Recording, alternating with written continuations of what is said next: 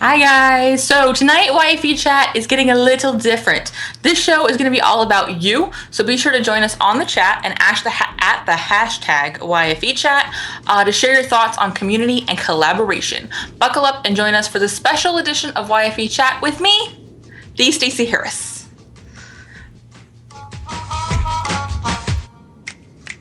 Thank you.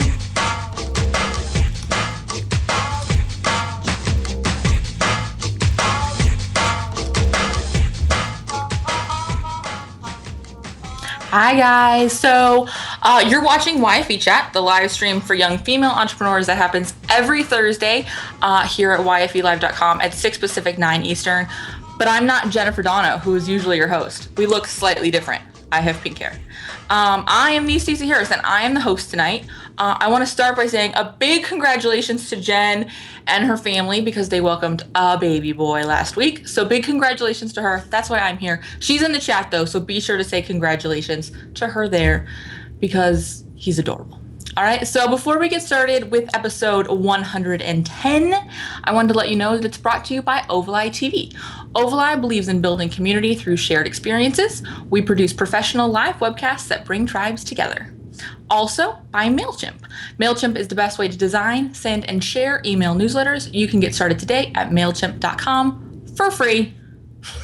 That's how Jen says it, so I feel like I should say it that way too. She sells it so nicely. That's great. I also wanted to let you guys know about the daily action calendar. If you check out dailyactioncalendar.com, you guys can see what all the details are, but it's a really cool way to sort of get involved with the community on a daily basis with things like Instagram. Today, I believe it was all about the organization of your apps, which really made me think about how many apps I have on my phone, which is excessive at this point. So I went through and cleaned out, and I need to take a picture and post it using the hashtag Daily Action because I have not yet, and I should. So check out dailyactioncalendar.com to find out how you can participate. It's a really, really cool thing. Also, if you don't know yet, the Bootstrap Book Club will be back in June. We're on a bit of a hiatus, but the Facebook group is still going strong. So feel free to go into the group and connect and share what you're reading right now. Just because we're not reading the same thing doesn't mean we can't all be having conversations about it. So check out the Bootstrap Book Club at yfe.me/findmeintheclub. I'm really excited about the show tonight. I have Jules Taggart and Sandy Sidhu, who together have collaborated on the amazing community Thrive Hive, and we're going to talk a little bit about communities. So I'm really excited to talk to them about communities because communities like this one, YFE, are so amazing and have been so impactful in my business, and also Thrive Hive. I'm a part of that community, so it's really cool to see the impact. So first up, I want to welcome Jules Taggart and Sandy Sidhu to the show. Welcome, ladies. Hi, everyone. All together now. Hi. Awesome. So welcome to the show. First, Jules. I was looking at Jen's tweet and it totally threw me off. Jules, will you tell us a little bit about yourself outside of Thrive Hive? What you do? Yeah, absolutely. I own a company called Amp and Pivot, and I help women entrepreneurs to tell their story in a meaningful and unforgettable way through content. So I do a lot of writing for clients, and I help a lot of clients learn to tell their story a little bit better through writing. That's what I do. I love that. That's awesome. Okay, Sandy, you're up next. All right, so I recently rebranded as Sandy Sidhu Media, and I do online marketing more on the techie side of things, so helping women entrepreneurs figure out sort of how to grow their list using things like Google Hangouts, as well as figuring out how to master Facebook ads. So really piecing that all together so you can grow your audience and grow your business. That's awesome. And together, you guys created Thrive Hive. Yeah, we met up. Oh, I'm sorry. No, it's always funny to me because we can't see each other, so I never know. I know. It is a little strange. Go ahead, Stacey. I'm sorry to interrupt you. It's okay. So what I wanted to talk about is community, and I'm assuming here, because that's what I do, that you guys started Thrive Hive because how impactful communities had been in the growth of your own businesses? Yeah, well, actually, it was because we couldn't find what we were looking for. I think Sandy and I met in another community, and it had a lot of things that we liked, and it was missing a lot of things we thought might be cool additions. And we started to look around, try to find a community that had everything that we wanted. And we just kind of struggled. I think Sandy would probably agree with that. At the time, I think it was less. This was a couple of years ago, so there were fewer Facebook groups, and Google Plus communities hadn't even been around yet. And so it was definitely something where we said, okay, what's missing, and how do we then make it if we can't find it? Exactly. I always love that one. That is that find a need, fill a need kind of thing. Mm-hmm. Mm-hmm. So Sandy, what about creating Thrive Hive was so like, we have to do this for you? Like, what was it that had to be there? Well, like Jules said, we created the community we wanted, the community that we wanted to be part of, because we were tired of, LinkedIn groups or other groups that we were part of where it was just like, okay, let me, what I like to call like drive by, link drop, and then never hear from the person again, just kind of constant promotion. So we really wanted a place where women entrepreneurs could come and collaborate, share, and grow. Because just because you decide to be a solopreneur doesn't really mean you want to be solo and working alone. Like, you need to have that sounding board, a place to kind of bounce ideas off of. So that's a big part of what we wanted to do in the community. I love that. And this is one of the questions I want to sort of throw out to you guys in the chat, or using the hashtag YFE chat, or if you're watching this in a recording down the road, leave it in the comments under this video. What is it about community that is just over and over really important part of your business? So while you guys are typing that in, Jules, can you tell us what it is that's sort of the community, why it's so important to your business? Yeah, and I think Sandy just kind of touched on it. I work from home and I work alone about 90% of the time. And so having online communities is honestly sometimes the only way that I stay sane. And just having a place to bounce ideas off of people. And, today I had a call with a friend who's in one of our communities, and she and I are sort of accountability partners. And just being able to have a partner in crime without having a business partner is really important. And I think I guess that kind of gets more into collaboration, but a community is a place where you can find those people. So for me, that's been a really huge source of support and inspiration. Cool. And what about you, Sandy? What's the sort of that has to be there piece for you that makes it such an important part of your business running?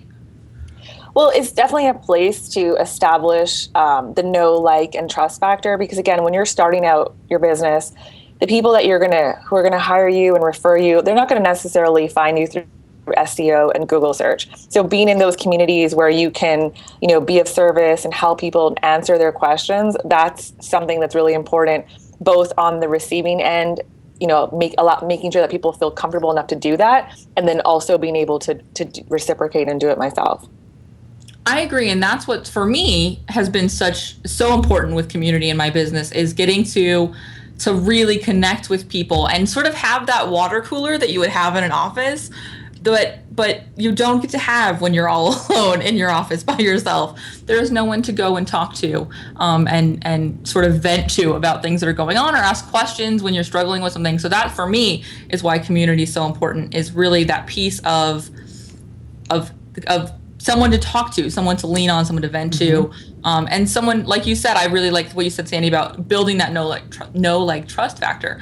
I know a lot more of my business comes from the communities I'm a part of and I'm active in, and that I actively give in, than in people randomly finding my website and thinking, oh my gosh, I cannot wait to give this girl just big piles of money who I don't know at all. Yeah, almost never happens. You totally nailed it, Stacey. I mean, I think it's a place for you to talk about what you do and let people get to know you before they decide to hire you.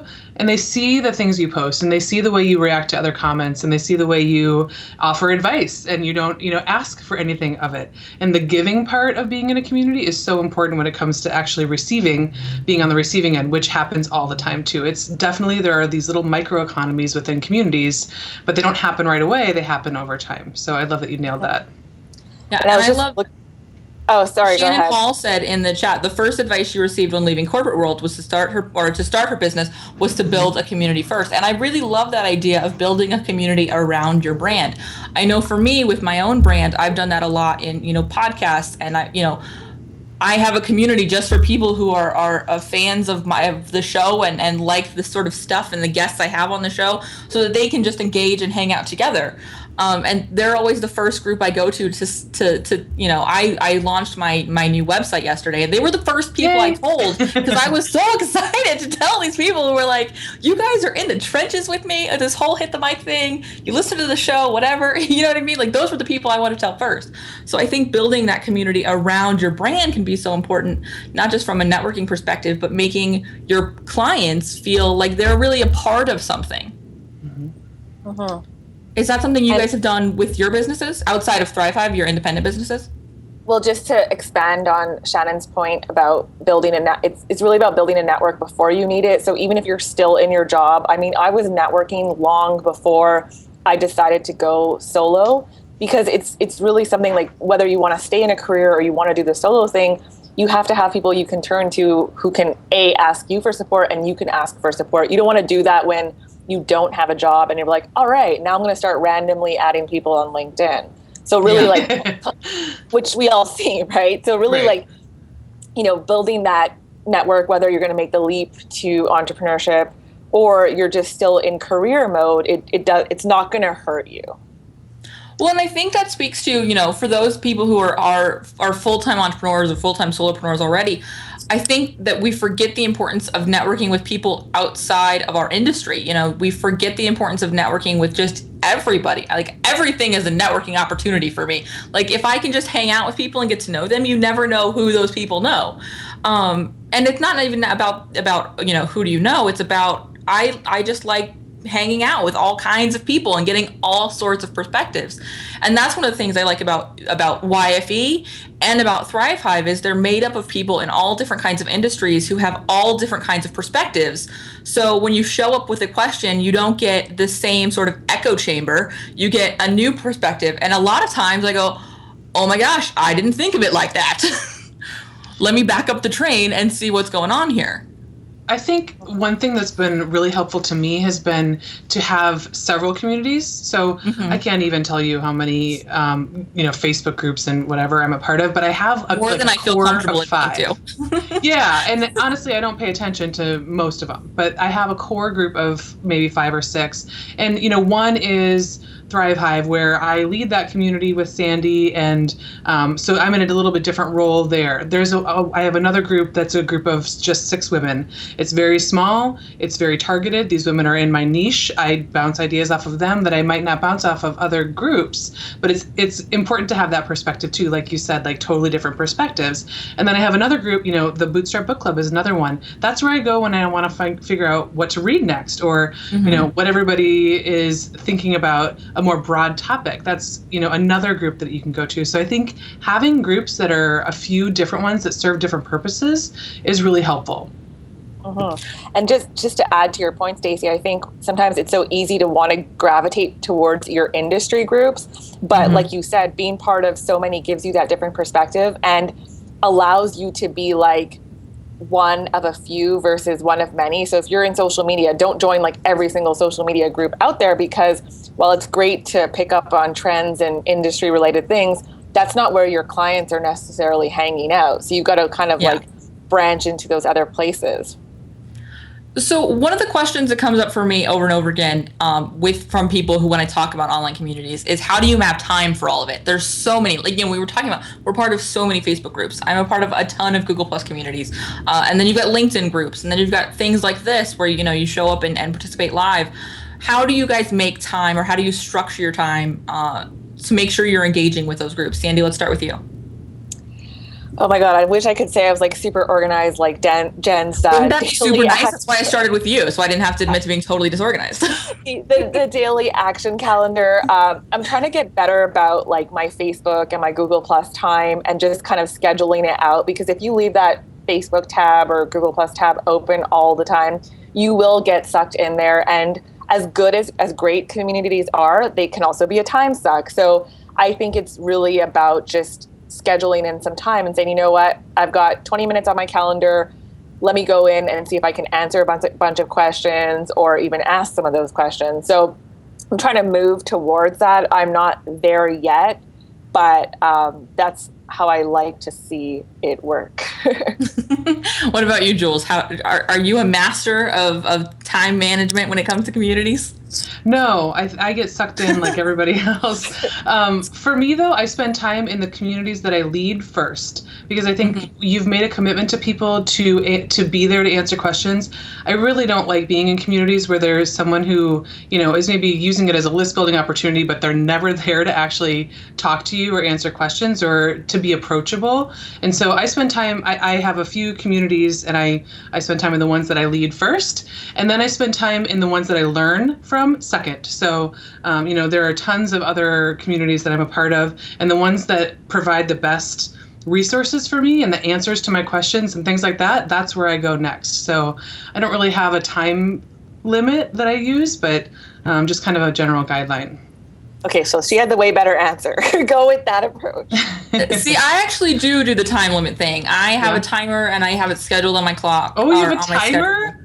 I use a timer on my iPhone. Oh my God, that's awesome. And I go in with a specific task. Like, I'm going to go to a specific group and do that. And like you, I prioritize the groups I run first. So my VIP community for Hit the Mic, they get attention first. The paid communities to go along with any of my programs, they get attention first. After that, it's sort of my own program, my own, community that I love. And then it usually is prioritized by level of awesome people. Yeah. Which is super judgmental and mean, but I'm like, who do I like the most? That's the group we're gonna go to first. Judgmental and mean. That is like the only way you can survive in spending time in online communities. If they are worthless, you shouldn't be spending your time there. If they are worth a lot to you, you will spend more time there. So it's up to the community itself or the leader or whatever to make it worth your time. And I think the communities that do that get my attention, and they get your attention. That's a great point. It's really important for, as you go into this, if you're thinking about leading a community, think about that. What's going to keep people engaged? What's going to keep people coming back and spending time there? But I spend time based on a timer, and I do 15-minute chunks, and I don't, like, if I'm going into Facebook, I don't look at the news feed. I just go directly to the group. You're not so, have to go. Like, you got your stuff together. If I don't, I end up taking way too many BuzzFeed quizzes and finding out which Harry Potter character I should have married. Like, it's a downward spiral, really. Yeah. Yes, dangerous. I agree. Or the cat meme. What do you guys think about, and this is sort of ties into the time management. I also have a very big tendency to leave communities that I've been a part of that I'm finding just aren't serving me, because otherwise I find I'm going through, maybe I should spend more time here. Maybe I should, you know what I mean? So I'm a big fan of leaving communities. Me too. Yeah. I'm not alone. For me, it gets to a certain number of people in the community, and sometimes I won't even join one if they're too big. But if I can't get to know at least a small group of people and know a little bit about their family, not just their business, but their family, what they like to do on the weekends and things like that, and I feel like I'm lost and it's not a place where I could hang out with friends, I'm not going to spend any time there. And so groups that are like 500 and above, it's not a good fit for me. I know that about myself. But for some people, that's where they love to spend their time. So yeah, I would say leave a community that's not working for you, for sure. Well, and I love how that kind of translates into your in-person networking. Like, I really prefer in-person events and conferences I go to when there are like 500 people versus 50,000 people. Mm-hmm. That being said, there are some communities that I am in that are a bit larger where I like to say I lurk and I kind of get ideas for like Q&A, like my Friday Q&A session on my podcast. I don't a lot of them are questions I get, but then when I go in some of these larger communities, I'm like, oh, this is where some of my target market is hanging out. Let me see what people are asking. I don't always have the time to answer, but it gives me some ideas. So I think a little bit of lurking is good too. But that being said, if you're going to really get value out of it, participating is key. That's a great point. And I just want to do a couple of shout outs. Melissa Penton says that she agrees it's the only way to survive communities is go to the ones that you really like. Go where people are awesome. I love that. Melissa Penton also asks, if you leave a community, will the leader know? Not usually. There's not usually an alert that they know. As far as I know, I've never seen them. And I know people have left the community. If it's a small group, sometimes you'll notice that the number changed. Yeah. Well, you'll notice if you try to tag the person and they're no longer like they're grayed out because they're not in the community, but there's no notification or anything.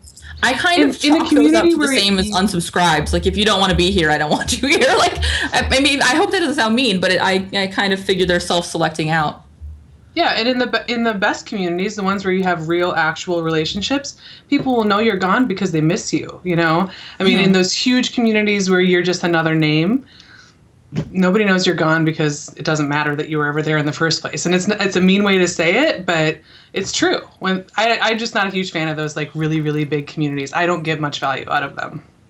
I like what Sandy said, and I actually do a lot of the same things for my Q&A episodes. Is that's where I find content ideas. That's where I find ideas for guest posts and the questions I see happening over and over again. I'm in a community that I got as part of a program that has literally 12,000 plus people in it, but I get so many content ideas from that community because you see questions coming up over and over again, and it's so huge and everything moves so quickly that sometimes it's hard to answer them. So I'm able to answer them in my podcast or through a guest post or you know, when I'm on a web show or whatever.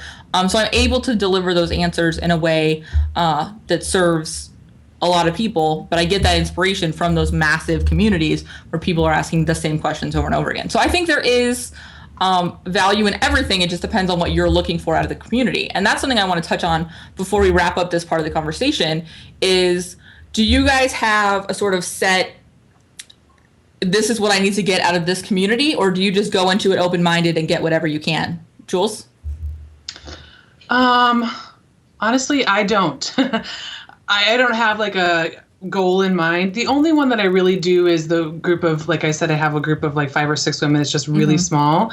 That one I go into it knowing what I'm looking for because it's so targeted and it's almost like a Google Hangout or something. So that the conversation is just different. But in the, a normal size community, somewhere around 100 people, I don't really have what I want out of it. Usually just good conversation and good ideas, that kind of thing. Cool. What about you, Sandy? Yeah, I think just to add to what Jules said, I would say, getting to know people. So whether that's more on a personal level. So I think and being of service. So if I can find a way to answer people's questions, that's, I would say, my goal.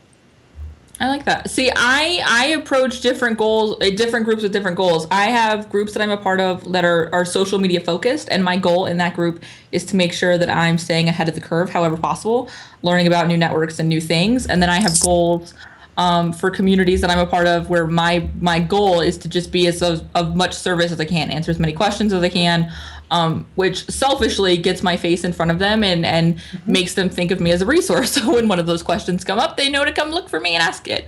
Of course, yeah. And answer those. So that's, I have different focuses and different goals. Sometimes it's purely informational, and I honestly lurk quite a bit because I'm just there to get information.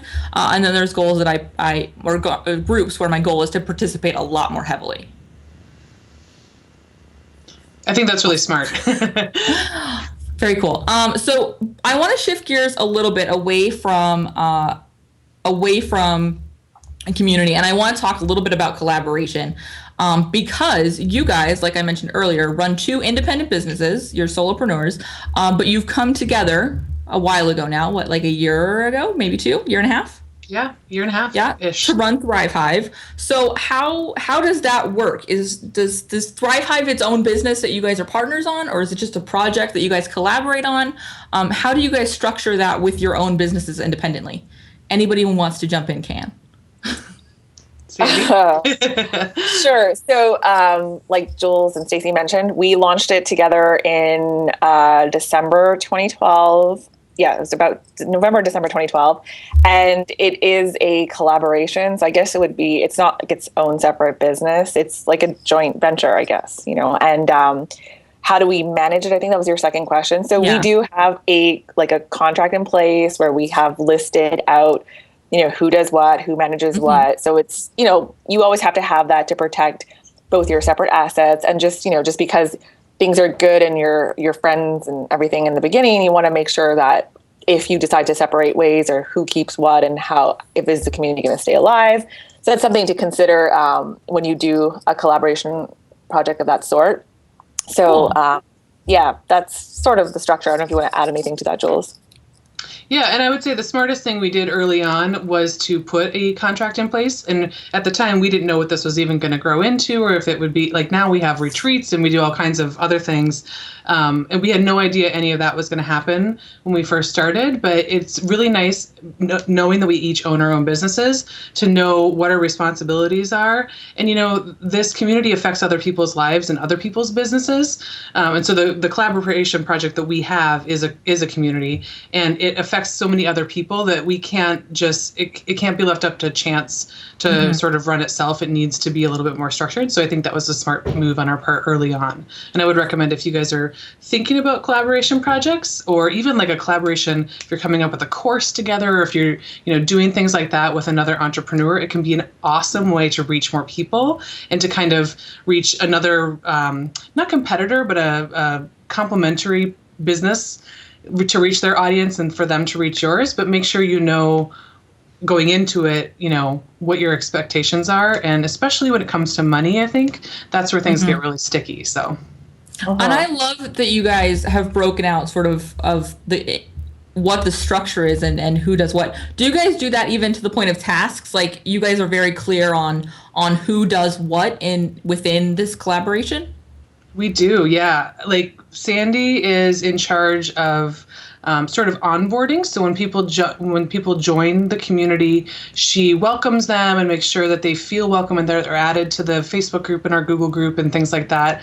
And I am in charge of, they're added to an email list. And so I make sure that they're getting the emails and that they are feeling like they're becoming a part of the community quickly. And yeah, and we even to a certain extent, like we do a Twitter chat once a month, we do a Google Hangout once a month. I lead the Twitter chats, she leads the Google Hangouts. Like we each have kind of our own separate things, and we fill in for each other when we need to. So it's really nice that way too. And the good thing about that is that it just makes it so much more organized. If you had to think about it each time someone joins, oh my God, who's doing what? This is just like a system. We have it down pat. We know who's going to do what, and it doesn't add this whole new giant task to our existing task list. It's all managed. Yep. I love that clarity around who does what. I think it's so key. And I think that, Jules, you brought up a good point, that it doesn't have to be a huge collaboration like Thrive Hive. It's become quite large. Like you said, you have retreats, and Vicky is eyeballing the San Diego retreat, which I'm very upset that I don't get to go to. And if you could have just had it one weekend later, I would have been like the happiest girl in the world. Bring your son, take him on a birthday retreat, he's gonna love Yeah, that's what everybody wants. A 6-year-old running around San Diego's Thrive Hive live. That's going to be fun. There would have to be a lot less wine for that. But no. It's right up the road, so, But no, I think that having that clarity, even around smaller things, when you're talking about doing a webinar with someone, be clear on who's handling what as far as the tech side of that stuff goes, so you don't end up dropping the ball on something that's critical. I think that's such a great point. Stacey, you just nailed something that I forgot to say earlier, because you were talking about the tech side of things. So Sandy, when she introduced herself earlier, said that she handles more of the techie side of marketing, and I don't. I handle more of the content side of marketing, I guess I would say. And so we do similar things. We serve similar audiences, which is good for both of us because we're, reaching a larger audience. We're not competing with each other, but at the same time, she does things that I would never want to do, nor would I do anywhere near as well as she does, and vice versa. And so I think when you're looking for a collaboration partner, find someone who, don't find your twin. Find someone who is kind of your opposite, someone who can do all the things that you either can't do or don't want to do, because those are going to be the collaborations that really long-term make sense for you. Awesome. I agree with that 100%, because I think also if you think of your collaboration, it's such an opportunity to learn, just because you don't have a business partner. Like I've learned so much about copywriting and branding just from, collaborating with Jules, and I've been able to kind of incorporate things that I've seen her do, and I'm like, oh, that's so smart. So I think you have to look at your collaboration in the bigger picture. I totally agree. And we're reaching our end of our time. So I want to make sure, can you guys tell everybody, one of you, whoever, in unison, however this works, where everybody can find out more about Thrive Hive Live that we're talking about, and also about joining the online community Thrive Hive?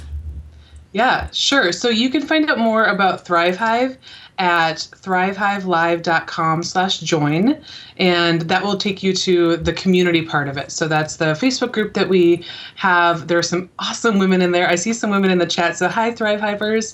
It's good to see you guys in the chat.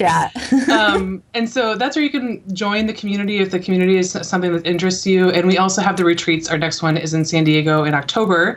And Stacey, we're going to twist your arm. You're going to be there. We're hoping Vicky's there. And so that's October, what is it, Sandy, 16th through 19th? That's right. That's exactly right.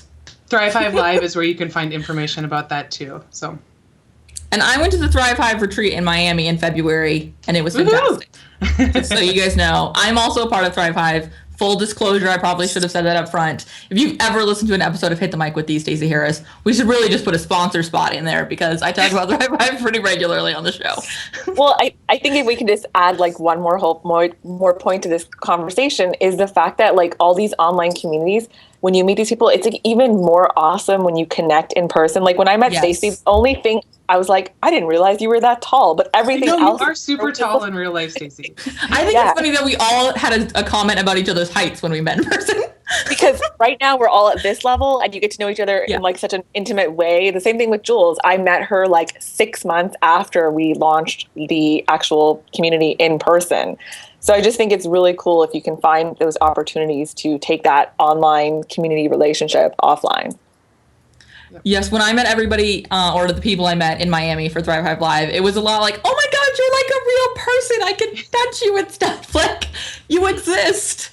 I'm not crazy. No, it's super amazing. And I'm a big fan of building relationships online for sure. But if you can meet in person, you can really cement some long-term friendships. Also, the really cool thing is for people who are kind of freaked out about going to network things where they don't know anybody, when you go to events like this or whatever events happen as part of your community, maybe it's a meetup or whatever, you already kind of know them. So it takes away that weird, like, hi, what's your name? What do you do? Part of the conversation. And you get to dive much deeper and like, you've already done all the superficial stuff, right? Like, oh yeah, how's the weather back home? We know it's cold in Canada all the time. Let's talk about the real stuff. All right. Well, thank you guys so much for being on the show. I really, really appreciate you joining me for the special, the Stacey Harris edition of YFE Chat. I couldn't have done it with two better people. Well, thank you for having us. It was fun. It was Thank you for having us. Thanks, guys. All right. Everybody who showed up live, Rama, Melissa, Vicky, Erica, Amanda, Carrie, Jen, who's at home with new baby, everybody who I'm forgetting and missing. Thank you guys, Alex. Thank you guys so much for showing up live and being a part of this very, very special episode of YFE. I will see you guys next week, 6 p.m., 9 Eastern. Bye, guys.